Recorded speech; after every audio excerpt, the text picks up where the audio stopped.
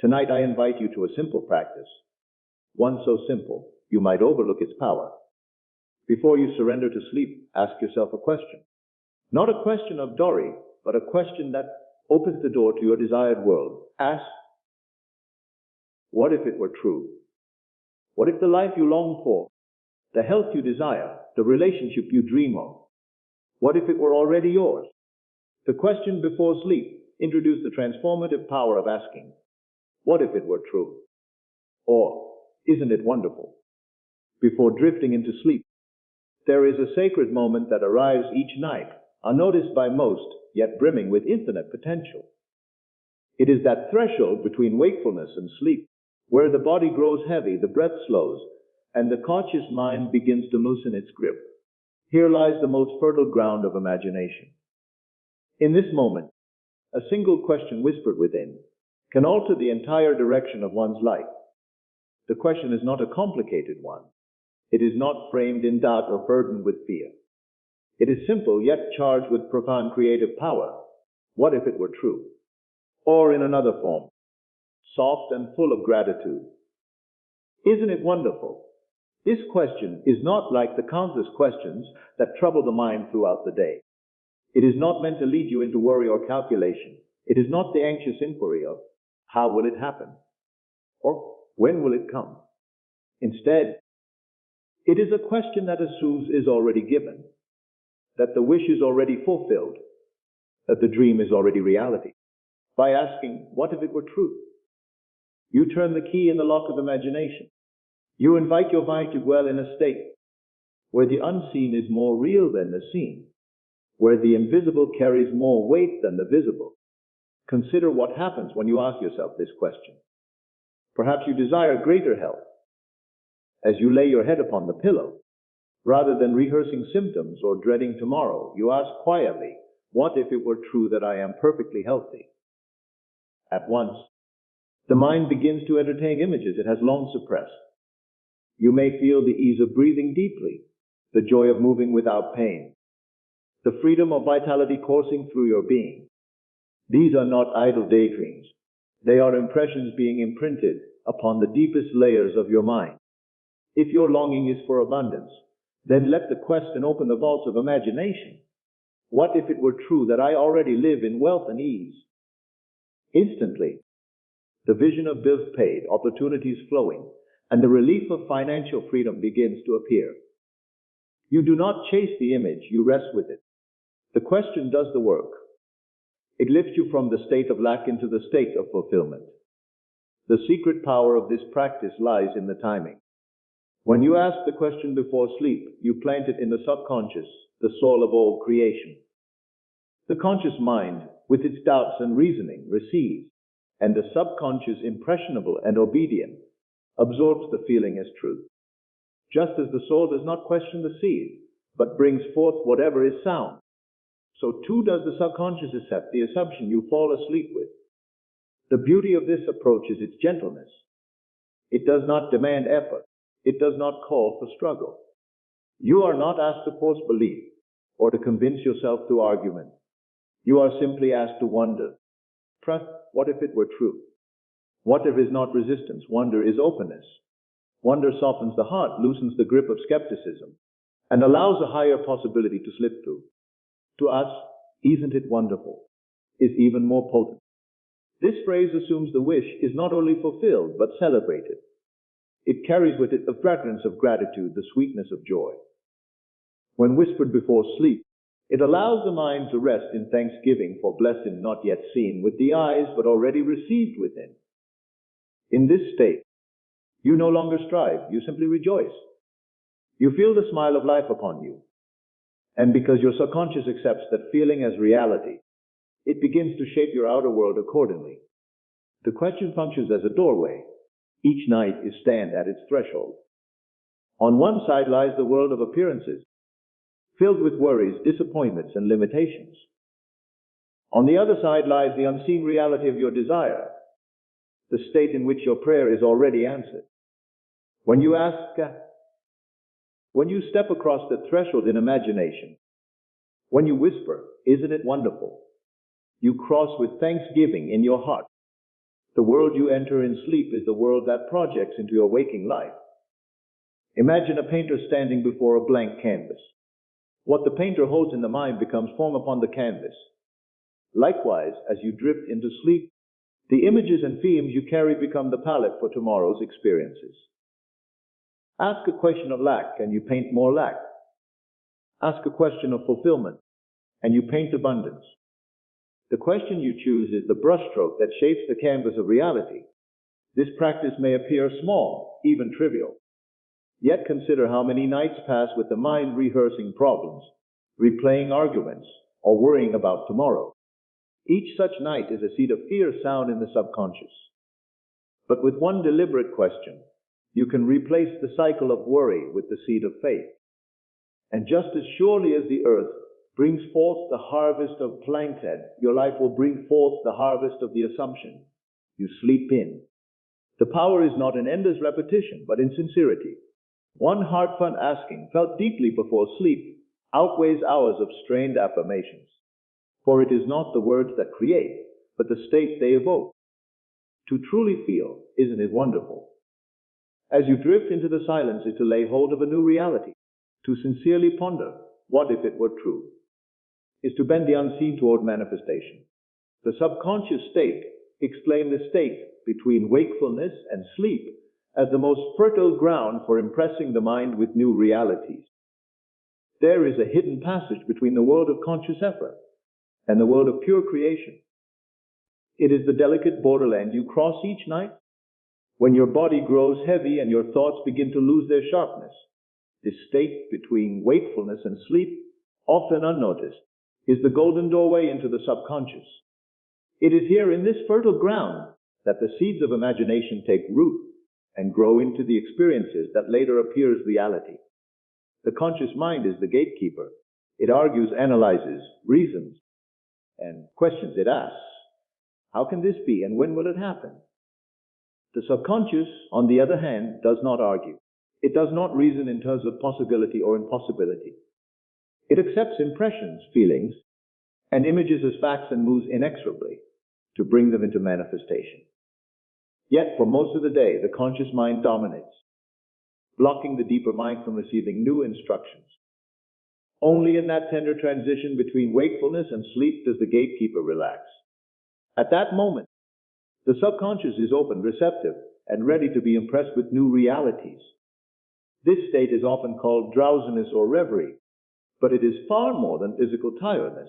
It is a psychological doorway, a twilight zone where the external world begins to fade and the inner world rises into dominance. If you enter this state deliberately and carry with you the assumption of a fulfilled desire, you are planting the seed of creation in the richest soil of the mind. What is felt as true in this state will inevitably express itself in the outer world. Think of the subconscious as the womb of creation. The conscious mind may conceive of ideas, but unless those ideas are carried into the subconscious, they remain barren. The subconscious is the place where ideas are nurtured, where they take on life, where they gestate until they are born into the world of form. Every invention, every achievement, every transformation first existed as a seed impressed upon the subconscious. And the most effective time to impress it is when you stand on the threshold of sleep. Why is this state so powerful? Because in it, the rigid structures of reason and doubt dissolve. In waking life, if you imagine yourself wealthy while staring at an empty bank account, your conscious mind protests that is not true. Look at the evidence. But in the drowsy state, the conscious resistance is weakened. The mind no longer clings to facts of the outer world, but drifts freely into the world of imagination. There you can accept as real what you choose, and the subconscious takes that as seconds' command. Consider a child falling asleep with a story whispered by a parent. The child does not argue the details of the story. They absorb it completely, living in the images and emotions painted by the words. The subconscious is much like that child. It does not argue with the images impressed upon it before sleep. It embraces them as truth and brings them forth in waking life. When you understand this, you begin to see that the last thoughts you hold before sleep are not fleeting. They are created decrees. If you wish to change your life, you must change what you feed your subconscious.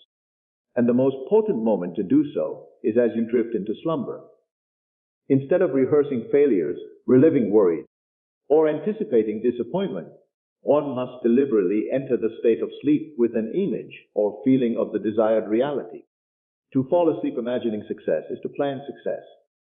To fall asleep imagining love is to plant love. To fall asleep imagining freedom is to plant freedom. This is not mere fantasy, it is a law of mind. The subconscious does not distinguish between what is real and what is imagined. It simply responds to the dominant impression. That is why the twilight state is so crucial. It is the time when impressions sink most deeply, unopposed by doubt, and form the blueprint for future experience. The quality of the impression is vital. A faint, hearted wish will not take root as firmly as a vivid, emotionally charged assumption. When you enter that drowsy state, you must not simply think of your desire.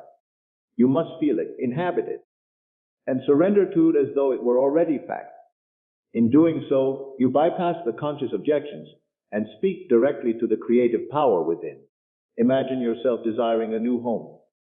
If you drift to sleep merely saying, "I want a home," the subconscious receives only a statement of desire. But if, in that state, you imagine walking through the rooms, touching the walls, feeling the comfort of ownership, and rest in the satisfaction of having it, the subconscious receives that impression as reality. It then begins to weave circumstances and events and opportunities to bring that unseen reality into view. This is why so many find that their lives seem to follow the tone of their last thoughts at night. A person who goes to bed rehearsing grievances often awakens to more strife. A person who goes to bed filled with gratitude often awakens to more blessings. The subconscious magnifies what it is fed, and the transition into sleep is the most potent feeding ground. When you recognize this, you begin to treat the moments before sleep with reverence. No longer do you waste them on idle worry. You use them deliberately, planting seeds of faith, joy, and fulfillment. You let the body grow still, the mind grow soft, and you slip in the subconscious state clothed in the feeling of the wish fulfilled. From there, the creative process begins, silently and inevitably, beyond the reach of your conscious effort. Imagination as creation show that what we vividly imagine and accept as true in this state shapes external experience. Imagination is not a fleeting daydream or idle fancy. It is the workshop of creation, the invisible power from which all visible things are born. Every structure, every invention, every relationship, every circumstance in life first existed as an image held within the mind. The outer world is nothing more than imagination solidified, the crystallization of thoughts, feelings, and assumptions once entertained as true. To understand imagination as creation is to understand the law by which life itself unfolds. The common error is to treat imagination as something less than reality, as if it were mere fiction, while giving the name of reality only to that which can be touched and seen. Yet what is seen is only the residue of imagination, the shadow cast by an earlier unseen activity. The chair upon which one sits was once only an image in the mind of its maker. The words that shaped nations were once whispers in imagination before they echoed in the world. To disregard imagination is to disregard the very womb of creation. The power lies not in idle wishing, but in vivid, embodied imagining. To imagine vividly is to step into the scene inwardly, to feel its atmosphere, to hear its sounds, to touch its substance, to live as though it were already true. When imagination is entered with such conviction, the subconscious accepts it as fact. And what the subconscious accepts, the outer world must eventually reflect. Consider the difference between thinking F of something and thinking F from it. To think of wealth is to acknowledge its distance. It is to stand outside of it, gazing longingly. To think from wealth is to assume the state of already being wealthy, to feel the freedom and ease as though no barrier existed. The former produces only yearning.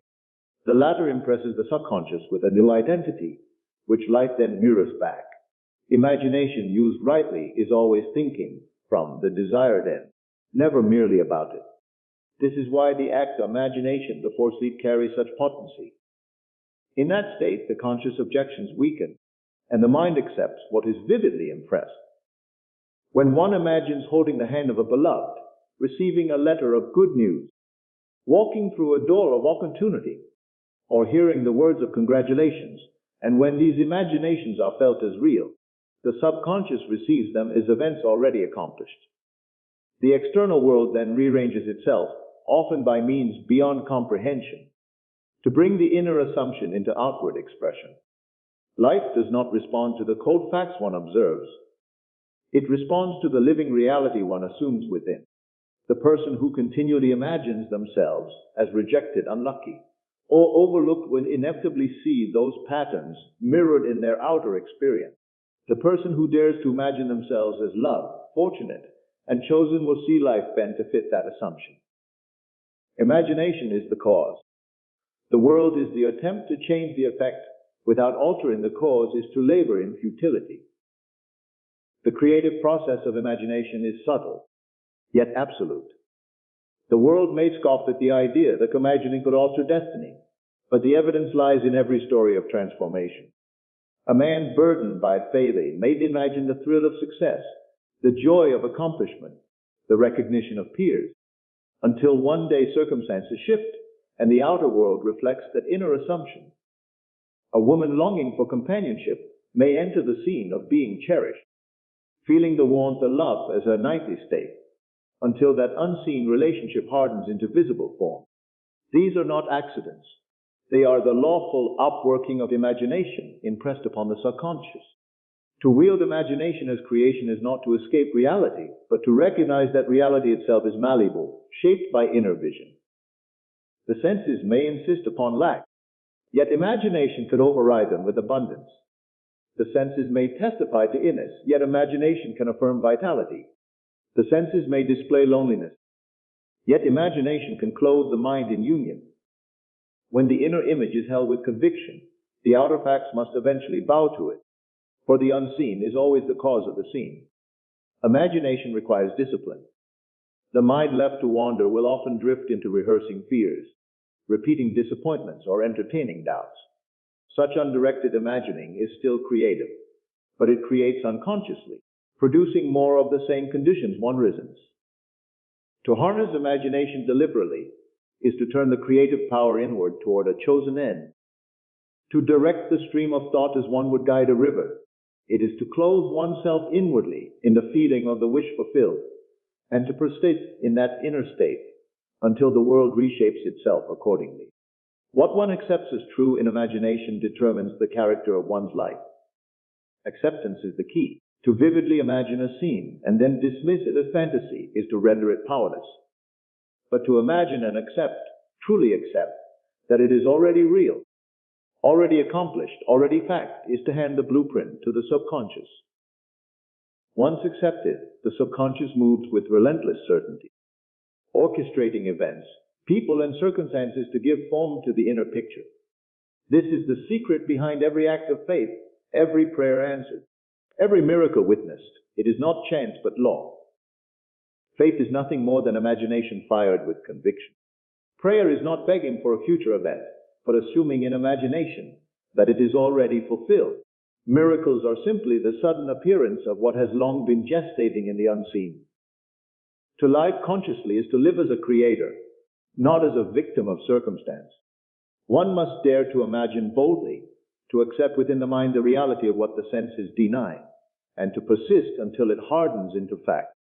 The world bends not to effort alone, but to the images carried in the secret place of imagination. What is vividly imagined, sincerely accepted, and lovingly dwelt upon will find its expression, for imagination is creation. Living from the end encourage feelings and reality of the desired outcome, as if it were already accomplished. To live from the end is to inhabit, in imagination and feeling, the state of the wish fulfilled. It is not to look toward a goal as something distant, uncertain, or yet to be achieved, but to dwell in the assurance that it already is.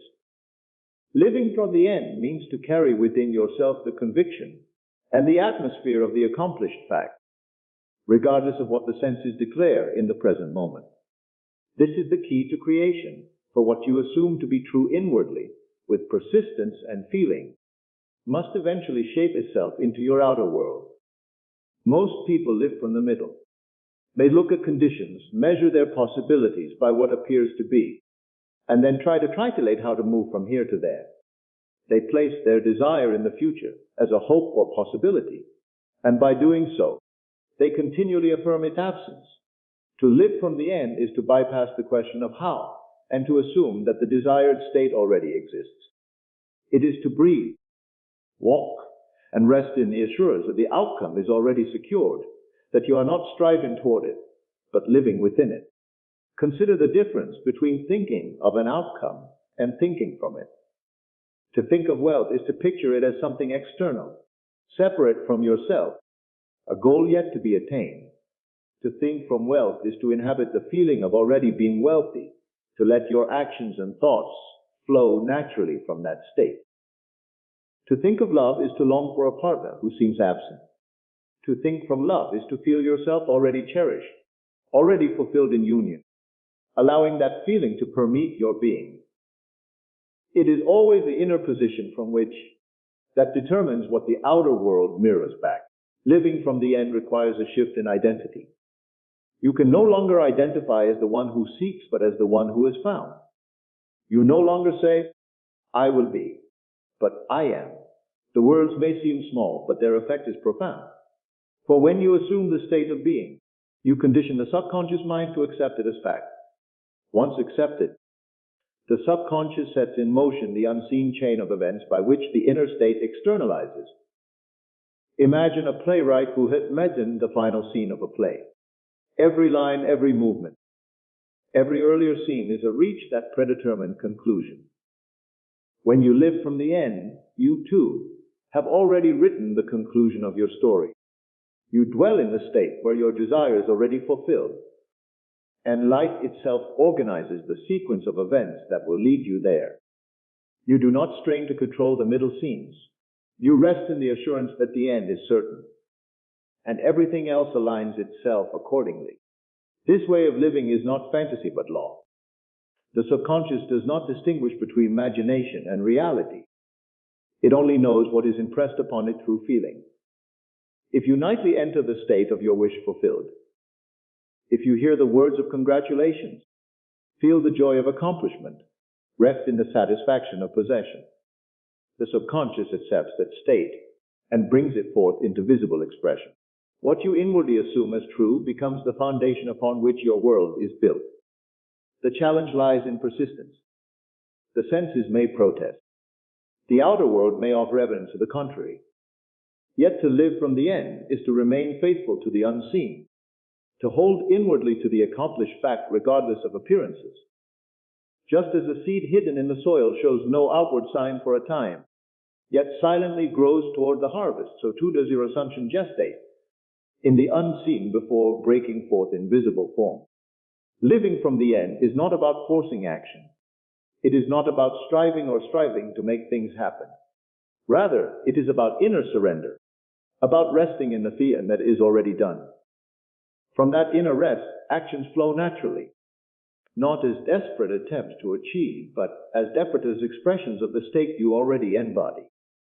When you live as though you already are the person you desire to be, your behavior, your decisions, your relationships all align with that identity, and the world mirrors it back to you. This is why gratitude is such a powerful companion to this practice. True gratitude is not for something hoped for, but for something already received. When you give thanks for your desire, as though it were already accomplished, you confirm to the subconscious that it is fact. You cannot give genuine thanks for something you doubt. To feel gratitude is to affirm possession. Thus, gratitude is both the natural expression of living from the end and the means by which that state becomes more deeply impressed. Examples abound of this principle at work. The athlete who imagines victory before the game, feeling the thrill of triumph, living inwardly in the end result, finds his actions aligning with that vision. The entrepreneur who inhabits the state of success, seeing herself celebrated, walking in confidence as though the business were already flourishing, finds opportunities and resources flowing in unexpected ways. the individual longing for healing, who nightly imagines the joy of restored health, living inwardly in the end of wholeness, discovers outward conditions bending to match that inner reality. Living from the end is the essence of faith. Faith is not begging or wishing, but assuming and resting. It is the conviction of things not seen, the evidence of things hoped for, made real in imagination and accepted as fact. To walk by faith is to walk in the end before it is visible, to claim inwardly what the senses deny, and to persist until the unseen becomes seen. When you choose to live from the end, you no longer ask, will it happen? You no longer look anxiously for signs or proof. You know it is already done, and that knowing carries you. The world may not yet display it, but you carry the end within, and the end will always express itself outwardly. The inner state precedes the outer fact. What you dare to assume as already true within yourself becomes the reality through which you live. Resting in the assumption emphasizes surrender, not struggle. Once the seed is planted in imagination, rest and trust the unfolding. To rest in the assumption is to understand that creation is complete the moment you accept your desire as fulfilled in imagination. The work is not in forcing the outer world to bend through effort, strain, or endless striving. The work is in planting the seed of the desired state in the fertile soil of your subconscious, and then surrendering to its natural unfolding. Just as no gardener digs up the seed daily to check whether it has sprouted, so too must you resist the temptation to question, doubt, or interfere with the process once the assumption is made. Resting in the assumption is the art of allowing the unseen to ripen into form. Struggle belongs to those who live only by appearances. They look at conditions, see the absence of their desire, and labor anxiously to change the outer picture without altering the inner cause. But those who understand the law of imagination know that the inner act is enough to assume the wish fulfilled, and to rest in that assumption is to set in motion an unseen chain of events that must culminate in the outer expression. The seed, once sound, grows silently, invisibly, according to its nature. So too do your assumptions grow into facts, independent of your conscious effort to force them. Resting does not mean indifference or passivity. It means confidence. It is the quiet certainty that what has been assumed within will inevitably be expressed without. It is the composure of faith, the peace of one who no longer begs for proof but knows that must appear in due season. When you rest in the assumption, you no longer seek signs, for the assumption itself is the sign. You no longer crave reassurance, for the conviction itself is the evidence. Imagine a person who has planted the seed of health. Each night before sleep, they enter into the state of wholeness, feeling the freedom of vitality, imagining themselves moving with ease and joy. Once the seed is planted, they do not rise in the morning and lament. Why has nothing changed? They do not inspect the body with doubt, negating the work of imagination. Instead, they rest in the knowing that the assumption has already been accepted by the deeper mind, and that life itself will organize the path by which health is revealed. The healing may come through unexpected means, but come it must, for the seed cannot contradict its nature. The same is true for love, success, or abundance. If you assume yourself to be loved and cherished, you rest in that atmosphere as though it were already so. You do not anxiously search for evidence in the outer world, nor do you fret over the absence of signs. You simply dwell in the feeling of being loved, and from that inner state, the outer conditions inevitably adjust. If you assume yourself successful, you walk in that dignity, speak in that confidence, act in that assurance, not because you struggle to make it so, but because you rest in the knowledge that it is already true within. Resting in the assumption is a practice of trust. Trust that the subconscious, once impressed, does not fail to bring forth what is planted. Trust that the unseen intelligence guiding all creation is at work in ways beyond your comprehension. Trust that the natural order of life responds not to doubt, but to conviction. The greatest obstacle to this rest is impatience. The restless need to see immediate results, the urge to tug at the seed before its time. But every harvest requires a season of unseen growth. The wise do not disturb the process. They rest confident in the law. This rest is not laziness, but alignment. You continue to live your daily life, but you live it clothed in the end. You take action when action arises naturally, not out of desperation to force results, but out of the flow that comes already being the person you desire to be. Resting in the assumption frees you from frantic effort, because you are no longer working to become. You are expressing what you already are in imagination. Rest is the mark of mastery. When you no longer feel the need to argue with circumstances, when you no longer chase after signs, when you no longer measure your faith by outer appearances, then you have entered the true posture of rest. You have moved beyond struggle into surrender, beyond doubt into knowing. This rest is not weakness but strength, for it acknowledges the creative power of the unseen and refuses to be shaken by the fleeting shadows of the seen. Consider the metaphor of the seed again. A seed sown in the ground knows nothing of the storms above, yet it presses upward unfailingly toward the light.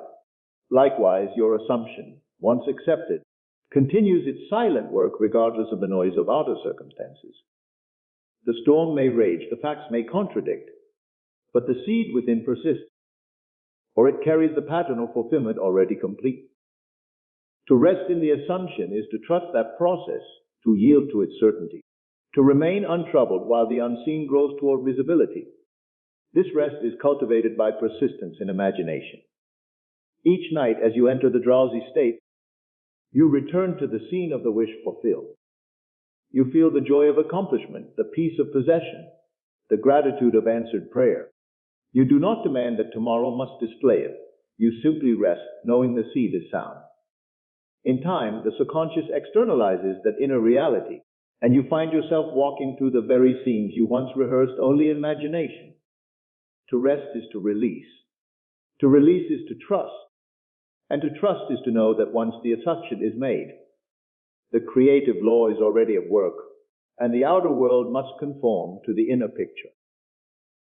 Reality bending illustrates with conviction how outer circumstances shift to mirror inner assumption.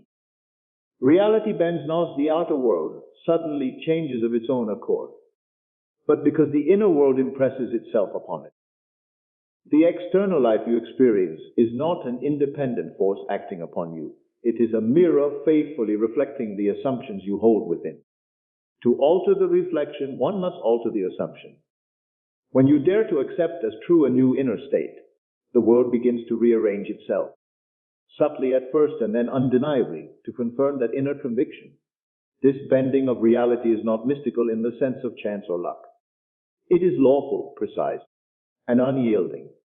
Just as a mirror must reflect the image placed before it, the world must reflect the dominant belief and feeling entertained in imagination. If you assume yourself to be rejected, life presents you with rejection. If you assume yourself to be cherished, life offers you evidence of love. The outer condition has no choice but to align itself with the pattern impressed upon the subconscious, for that is the very source from which it arises. Picture a man who nightly falls asleep rehearsing his failures. He sees himself struggling, hears the voice of criticism, feels the sting of disappointment. Though no one else witnesses these inner acts, the subconscious accepts them as true and faithfully produces more of the same. His world bends toward failure, not because fate decreed it, but because assumption shaped it. Now imagine that same man choosing instead to live inwardly in the state of accomplishment. He sees himself applauded, hears the words of congratulations, feels the thrill of success. Though the outer facts may contradict him at first, the subconscious quietly accepts this new assumption and bends his circumstances toward fulfillment. Opportunities emerge. People play unexpected roles. Doors once closed begin to open. The world bends because the man bent inwardly. Reality bending is not force. It does not come by frantic effort to manipulate outer conditions.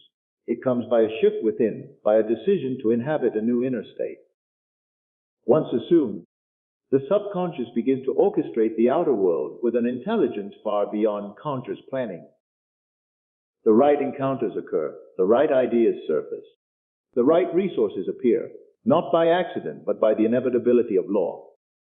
The world is plastic to the imagination. It molds itself according to the inner pattern. The skeptic may say, "But the facts are against me." Yet facts are only the shadows of former assumptions. They have no permanence of their own. To cling to them is to remain bound to the past.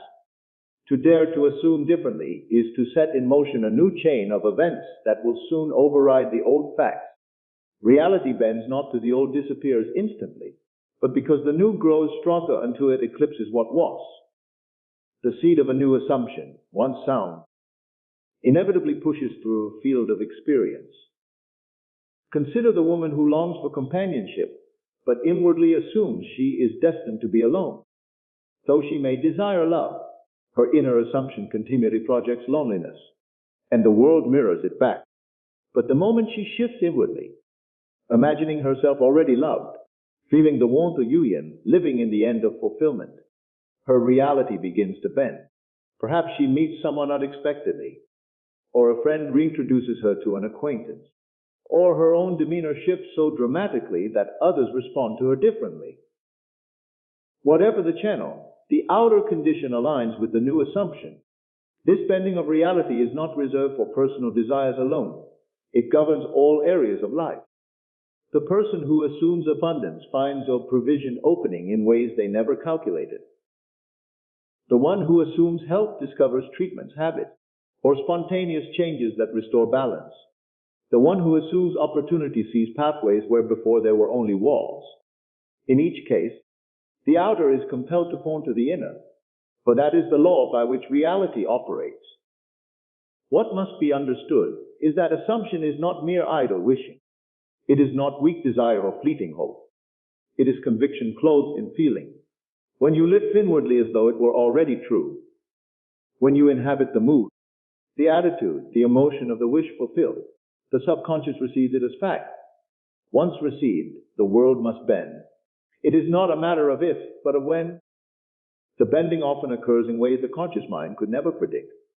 A chance meeting, a sudden idea, a change in circumstances that seemed impossible. These are the avenues through which the unseen works. To demand to know how is to limit the process. To rest in the assumption is to allow the unseen to orchestrate the details. Your task is not to force reality to bend, but to live inwardly as though it already has. The bending follows naturally. Reality has always bent to the inner world, even when unrecognized. The life you live today is the harvest of assumptions sown in the past. The worries, fears, and doubts entertained as real yesterday appear as facts today. Yet just as easily, the hopes, convictions, and visions of today can harden into facts tomorrow. To take control of this process is to live consciously as a creator, bending reality by bending inward assumption. When you recognize this principle, you cease to fight with circumstances. You no longer waste energy resisting appearances. Instead, you go within, assume the state you desire, and dwell in it until it feels natural. From there, you watch as reality bends, not through struggle, but through law, not by chance, but by certainty. The outer must reflect the inner. The mirror cannot do otherwise. Reality bends to mirror assumption, because assumption is the seed from which reality itself arises. So tonight, before you close your eyes, do not ask, will it happen? Ask instead, what if it is already done? Rest in that vision, sleep in that feeling, and you will awaken in a world transformed.